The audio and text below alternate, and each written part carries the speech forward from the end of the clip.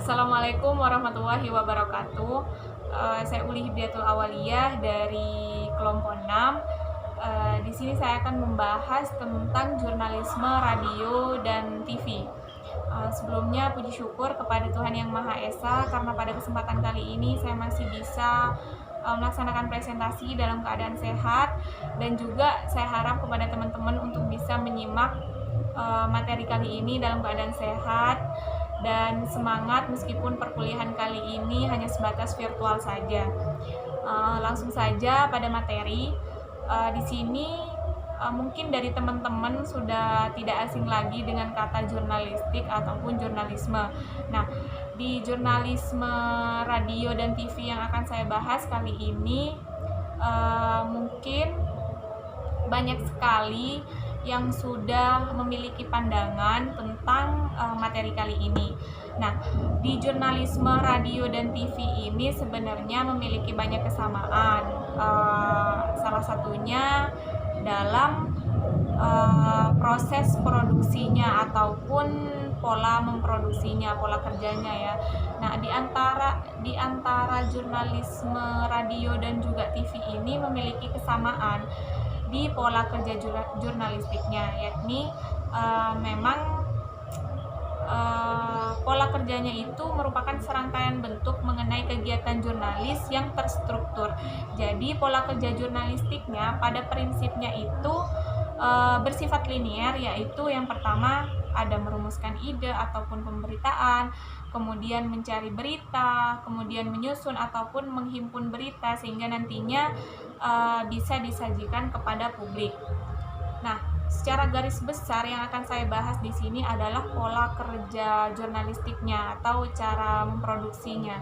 Nah, di antara jurnalisme radio dan TV ini seperti yang saya katakan tadi memiliki kesamaan di pola memproduksinya. Yang pertama memiliki melewati tahap-tahap penting di proses produksi. Secara garis besar di sini ada 3 proses produksinya. Yang pertama ada praproduksi, kemudian ada proses produksinya, kemudian ada pasca produksi. Nah, di tahap pertama ini ada praproduksi. Nah, praproduksi ini dimulai dari penentuan informasi ataupun berita yang akan disampaikan nantinya sampai pada pemilihan narasumber. Nah, jadi di tahap pertama ini, di tahap praproduksi ini, gagasan ataupun ide harus ditentukan semua sampai pada siapa yang akan menjadi narasumber nantinya. Nah, kemudian di tahap selanjutnya ada proses produksi. Nah, di tahap proses produksi ini merupakan aspek penghimpunan dan penyusunan berita yang nantinya akan menghantarkan pada sebuah kajian tentang produksi berita. Nah, di proses produksi ini nantinya ada seperti kayak cover both side dan juga konstruksi realitas oleh media. Nah, di proses produksi ini nantinya kita banyak akan mendapatkan tentang kajian-kajian data ataupun bagaimana nantinya memproduksi berita sesuai dengan kaidah-kaidah jurnalistik yang ada. Nah, mungkin pembahasan tentang kaidah ataupun syarat-syarat jurnalistik itu nanti akan dibahas di materi selanjutnya di penulisan naskah radio dan TV. Hanya saja di sini saya akan membahas garis besarnya saja. Nah, kemudian di proses yang ketiga ada pasca produksi. Nah, di pasca produksi ini adalah tahapan pengemasan bahan-bahan berita menjadi produk siap tayang. Nah, jadi setelah melewati proses praproduksi dan juga proses produksi, nantinya akan masuk pada proses pasca produksi, di mana berita itu telah dikemas sedemikian rupa sehingga layak untuk dikonsumsi oleh publik. Nah, kemudian dalam jurnalisme radio dan TV ini nantinya akan ada istilah yang namanya on air dan juga off air. Nah, kalau on air ini seperti yang kita ketahui merupakan siaran langsung ataupun live.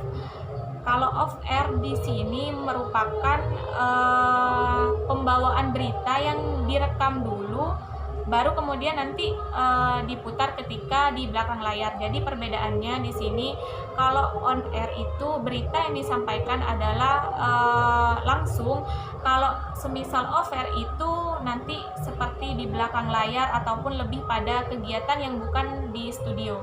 Jadi nanti bisa berupa rekaman sebelumnya, atau di istilah jurnalistik itu ada istilah tapping nantinya. Nah, sama saja antara jurnalisme radio dan juga di TV itu sama-sama ada istilah tapping. Tapping di TV dan juga di radio juga ada.